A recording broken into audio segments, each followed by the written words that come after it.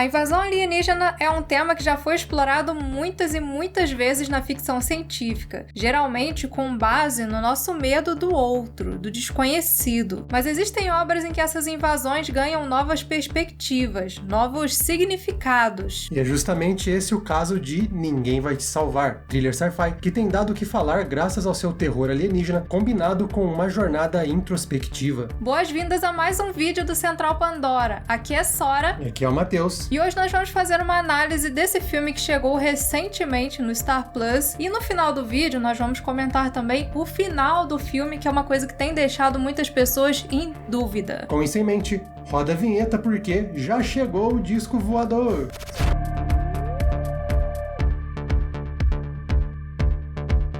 Em Ninguém Vai Te Salvar, somos apresentados a Bryn Adams, uma jovem solitária que por algum motivo era isolada e nada querida pelas pessoas da sua comunidade. Ela não tinha mais a sua família e vivia praticamente fechada num mundo só dela. Mas eis que esse filme, que inicialmente parece um drama, passa por uma transformação. Em uma noite, Bryn ouve barulhos no quintal e logo percebe que a sua casa tinha sido invadida por alienígenas.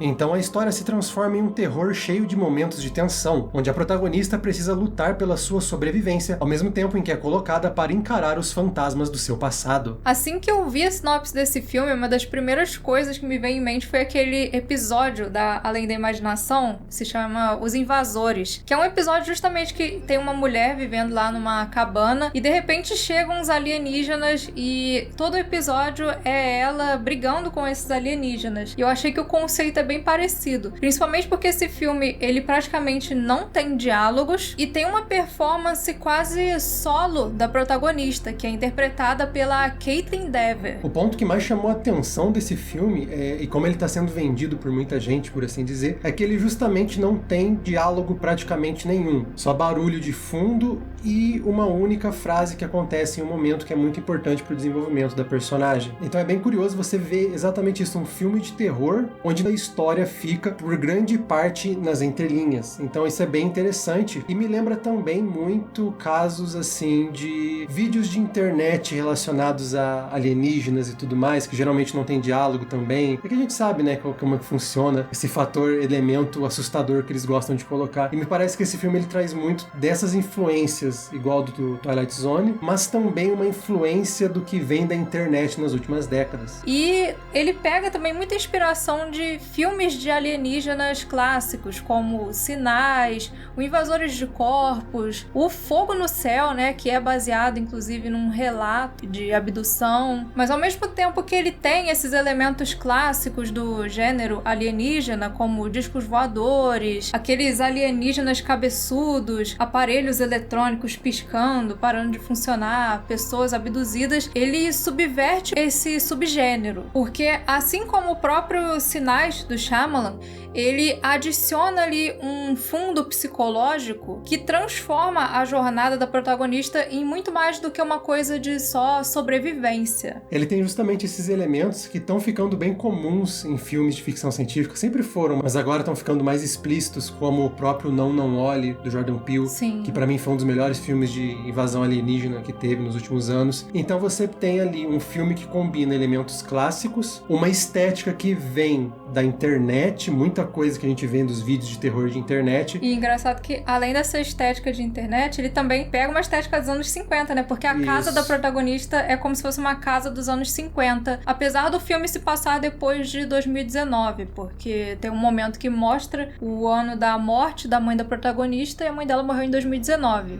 Então... o filme ele parece que se passa na década de 50. Até deu uma confundida no começo, eu achei que era um filme de época. Então ele combina vários elementos estéticos de eras diferentes, um movimento de se falar mais sobre terror com esse aspecto mais psicológico e mais humano. Então ele é uma mistura do que funcionava antes e funciona hoje. A gente tem um alienígena, o que aparece, o Grey, e parece que ele vai ser igual aqueles filmes clássicos de terror, em que vai mostrando de pouquinho em pouquinho o alienígena até ter a grande revelação, mas ele não foca muito nisso. Na verdade, o alienígena aparece relativamente rápido. O negócio é que a primeira versão que a gente vê não é a única, e eles escalam cada vez mais os formatos dessas criaturas para aumentar o terror. Primeira aparição do alienígena, primeira metade do filme, primeira vez que ele invade a casa da Brin, ele tem um elemento bem parecido com os sinais, a famosa cena do telhado, que assustou muita gente, incluindo eu. E ele tem esse negócio de você ver só um pedaço, ver um pouquinho ali,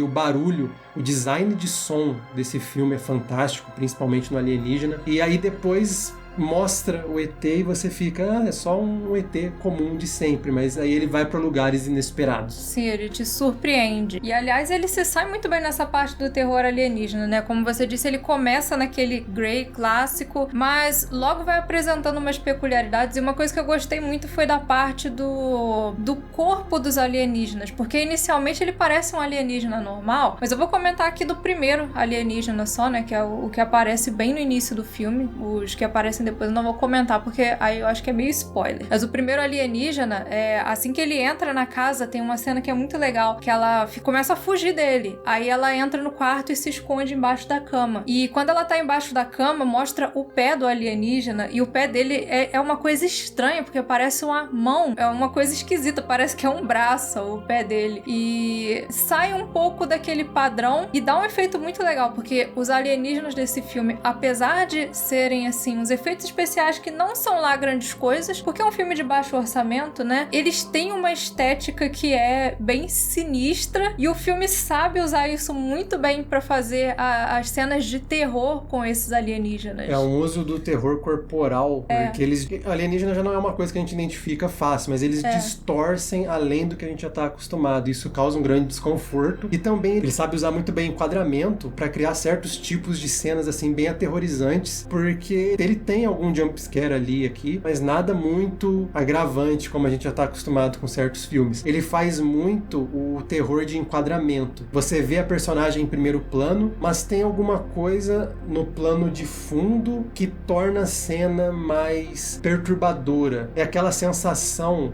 de que quando você tá no quintal, de noite, no escuro, tem alguma coisa te observando, mas você nunca consegue ver o que é que tá te observando. Esse filme, ele consegue colocar exatamente isso em cena em vários momentos. Exato, ele passa muito esse medo do que você não tá vendo. Sim, aí quando você finalmente vê, ele aproveita o aspecto que a gente comentou da torção da forma que a gente tá acostumado pra continuar entregando os sustos, né, os medos.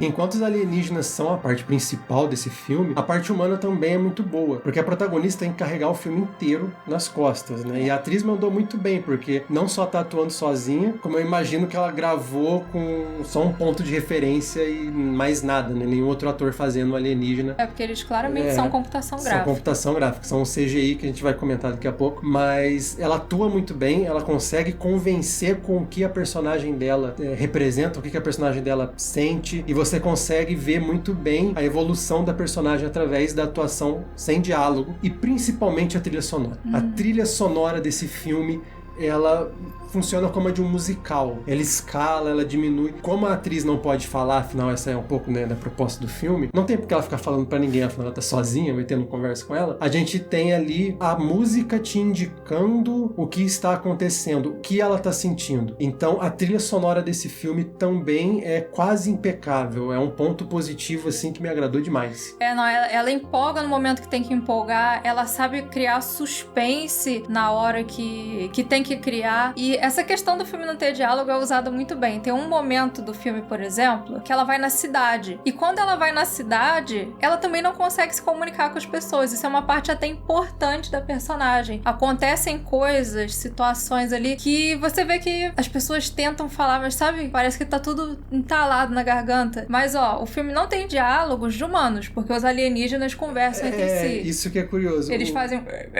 lá um com o outro. Os ETs, na verdade, eles eles não param de falar, eles falam o tempo inteiro. É uma subversão, realmente, de filmes assim. Os humanos não falam, mas os ETs estão sempre falando, só que o filme não fala o que eles estão falando. O que é um outro ponto positivo. Ele não segura a mão do espectador em momento nenhum. Ele é bem aberto pra você, sozinho, você montar o quebra-cabeça e tentar interpretar o que tá sendo dito. O que será que esse ET falou nessa hora? O que será que ele não tá falando? Ele é inteligente sem necessariamente ser complexo. Ele simplesmente não subestima a inteligência do espectador. Mas o filme também não é perfeito, né? Ele tem seus pontos fracos, como a computação gráfica, que tem umas horas que fica um pouco tosca. Você consegue notar um problema de computação gráfica, o que é triste, porque tem momentos que ele usa efeito prático. E os efeitos práticos do alienígena nesse filme foram feitos pelo Tom Woodruff Jr. e o Alec Gillis, que, pra quem não sabe, são os fundadores da Amalgamated Dynamics, que pra mim é uma das empresas mais sinistras de fazer efeito prático, a única que consegue vencer o Rob Bottin, se for preciso, e você vê em alguns momentos, principalmente onde não tem muita ação, que convence muito bem o efeito prático.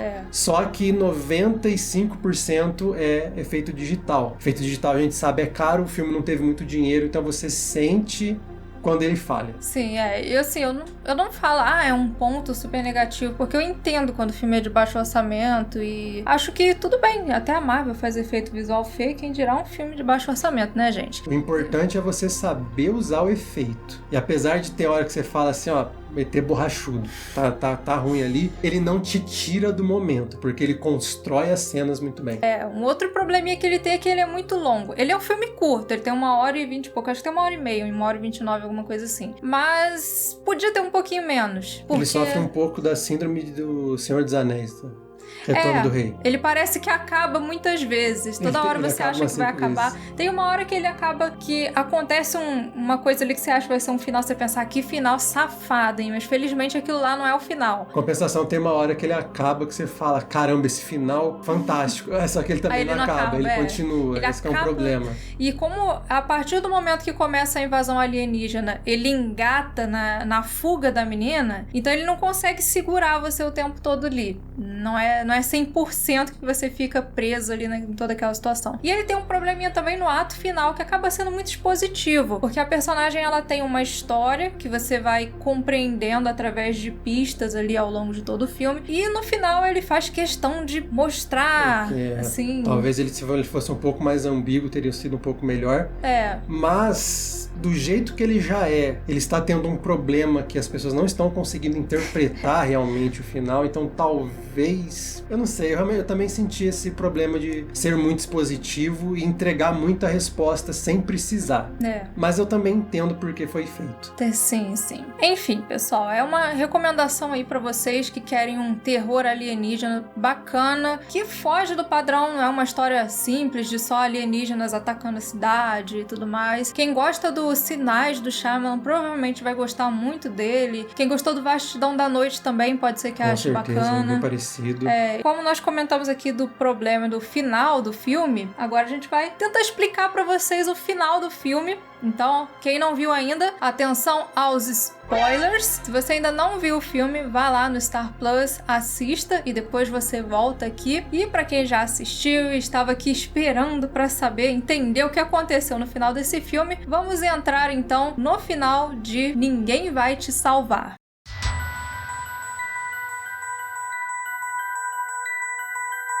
Ao longo da história, nós descobrimos que esses alienígenas, eles infectavam as pessoas através de parasitas que criavam duplicatas dessas pessoas. E isso chega a acontecer até com a própria Brin. Tem um momento que ela mata a cópia dela. Ela tem esse diferencial, ela consegue matar a cópia. Sempre que os alienígenas tentam controlar ela de alguma forma, seja na violência ou então... depois com o parasita, depois com a cópia, ela sempre consegue encontrar uma maneira de enfrentar esse controle, essa paralisia, que curioso, né? Porque eles têm diferentes feixes de luz, tem o azul que empurra, tem o outro que abduz e puxa, e tem um vermelho que trava, ela sempre consegue encontrar uma maneira de tentar enfrentar e desviar dessa paralisia que os alienígenas tentam colocar. Sim, mas lá no final do filme ela chega a ser abduzida em uma cena à la fogo no céu, e eles olham no interior da mente dela, né? Que é esse momento que a gente comentou, que é revelado pra gente por que ela não era querida na cidade. Aí o filme mostra que em num momento de raiva lá na infância, ela briga com a melhor amiga dela, bate com uma pedra na menina e mata a amiga. E por causa disso, ela ficou com má fama. Era uma cidadezinha pequenininha, o pessoal colocou ela numa situação de ostracismo. E quando isso aconteceu, a Brin se fechou pro mundo. Ela começou a se dedicar a uma versão fantasiosa daquela cidade, como se fosse uma forma de escape da realidade, que é o que a gente vê através daquela cidadezinha lá que ela fica construindo, que é a própria cidade dela, só que como se fosse uma versão particular dela. Porque ela não consegue conviver com as pessoas claramente não gostam dela. Então você vê ali que naquela cidade representa ela exercendo algum tipo de controle em cima de algo que ela não pode controlar. É uma forma de tentar escapar realmente dessa necessidade de conexão, que é algo que vai voltar a ser relevante no finalzinho pra gente tentar entender um pouco o que estava acontecendo. É, porque ela tentando exercer o controle sobre aquela cidade, querendo ou não, ela estava fazendo a mesma coisa que os alienígenas. E os aliens, quando analisam lá a mente dela, eles percebem que a garota estava em um estado de alienação. Então eles mandam ela de volta e não é a duplicata, é a Brin original mesmo. A gente vê que ela claramente não está infectada pelo parasita, diferente das outras pessoas da cidade, que claramente eram todas cópias. Só que agora tem o grande diferencial que quando ela volta na cidade habitada pelas cópias, ela passa a ser aceita, digamos assim, né? Todo mundo tá feliz, todo mundo tá dançando a dança que ela tava ensaiando. A cidade tem lá o formatinho do jeito que ela gostava, ela tá fazendo casinha pra botar lá com as pessoas. Quem tava claramente ignorando ela, tava cumprimentando como ela sempre quis ser cumprimentada, ela já não se sente mais um alien dentro daquela cidade. No entanto, todo mundo na cidade se tornou um alien. É, aí você percebe, até no final, quando ela dá aquele sorriso pra câmera, você vê o quanto aquela felicidade é artificial. Isso porque o que aconteceu ali parece que não foi uma coisa tão positiva assim, quanto aparenta à primeira vista. E é justamente esse um ponto interessante sobre esse filme, é que você não tem como ter certeza do final. Pra gente, não pareceu algo positivo. Pra alguns, eu vi pessoas comentando que encarou como um final feliz. E não é necessariamente assim muito fácil, porque não é o propósito do filme dar uma resposta. Em uma entrevista pro Inverse, o diretor Brian Duffield, ele falou sobre como ele interpreta o final e como ele deixou propositalmente aberto a interpretações. E eu acho que pra mim, tematicamente, o filme é sobre como eventos que mudam nossas vidas acontecem e então você tem que reconstruir e seguir em frente. Eu sei que algumas pessoas perguntam se ela está morta ou sonhando, mas eu acho que para Brin, como personagem, é uma experiência genuína. Então, na visão do próprio diretor, ele acha que foi um final relativamente feliz. Que a Brin tá vivendo aquilo, ela tá tendo aquela experiência e ela foi capaz de reconstruir alguma coisa depois de uma experiência traumática. Mas tem muitas maneiras de você analisar esse final, tanto desse ponto positivo quanto de um ponto mais negativo. É, ele colocou ali vários elementos que abrem margem para você interpretar aquilo de diferentes formas. Eu sei que hoje as pessoas gostam muito dessa coisa de filme explicado, que tem que ter uma resposta, mas a arte às vezes ela é assim. Às vezes ela vem com a proposta de não te trazer uma resposta exata. Ela vem com a proposta de te apresentar uma reflexão. E é exatamente o caso desse filme. Ele coloca um final ali com vários elementos que você interpreta da sua forma. Então não tem como falar assim, você entendeu errado o filme ou eu entendi errado o filme. É a proposta do filme não ter uma explicação exata para esse final. E a visão que nós tivemos até antes de ver essa entrevista foi de um final não tão positivo. Uma das coisas que nós compreendemos ao longo do filme é que a Brin é assombrada por um sentimento de culpa. Foi por causa disso que ela acabou sendo colocada nesse estado de alienação em relação ao mundo exterior. E isso é fundamental em toda a jornada da personagem, porque ao mesmo tempo em que resiste a todo o controle exercido pelos alienígenas, ela é o tempo todo afetada por esse remorso. Tanto que quando mata a cópia dela, ela abraça essa cópia e fica ali tentando confortar ela, sendo que a cópia tinha acabado de esfaquear ela. Os alienígenas forçam a Brin a enfrentar o que ela fez, enfrentar esse sentimento negativo e lutar para se livrar dele. Daí vem todo aquele negócio que ela estava sempre lutando contra algo que paralisava ela. Então ela está sempre lutando contra esse sentimento de culpa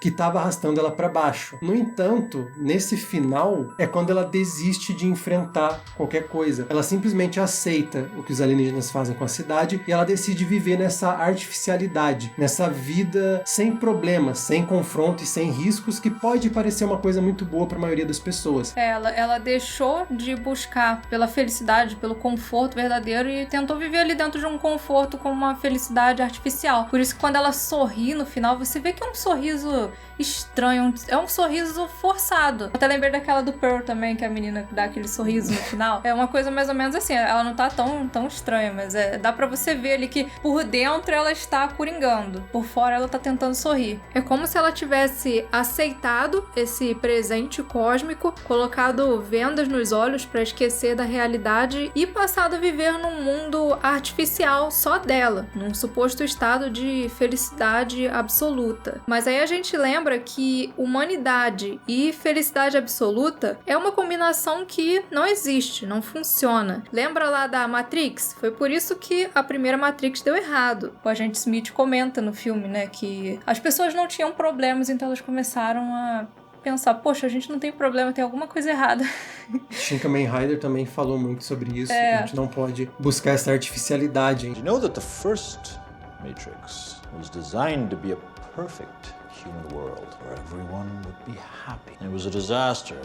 E no fim, eu acho que essa ideia toda até encaixa muito com o título do filme. Ninguém vai te salvar, nem mesmo um evento tão extraordinário como uma invasão alienígena. E é por isso, justamente, que a gente não deve nunca deixar de lutar. Bom, pessoal, é um final interessante, pelo menos da nossa perspectiva, foi um final interessante, né? Mas então, já que esse final é tão aberto assim para interpretações, né? Eu quero que vocês comentem aí também quais foram as visões que vocês tiveram, quais são as suas teorias. Comentem também a opinião de vocês sobre o filme, que vocês acharam, né? Tem gente que gostou e tá adorando. Eu recebi várias mensagens de pessoas falando pra gente comentar esse filme aqui no canal. E tem gente que já não gostou, achou que o filme é meio sem pé nem cabeça. Mas então comentem aí as suas opiniões, a gente quer saber o que vocês acharam. Pra quem gosta de ficção científica e seus diferentes mundos, seus alienígenas, seus robôs, inteligências artificiais, tudo que engloba esse universo maravilhoso que é a ficção científica, é só se inscrever aqui no Central Pandora, um canal que toda semana você recebe muito entretenimento de todas as galáxias. Muito obrigada a todos vocês que assistiram e vejo vocês por outros mundos.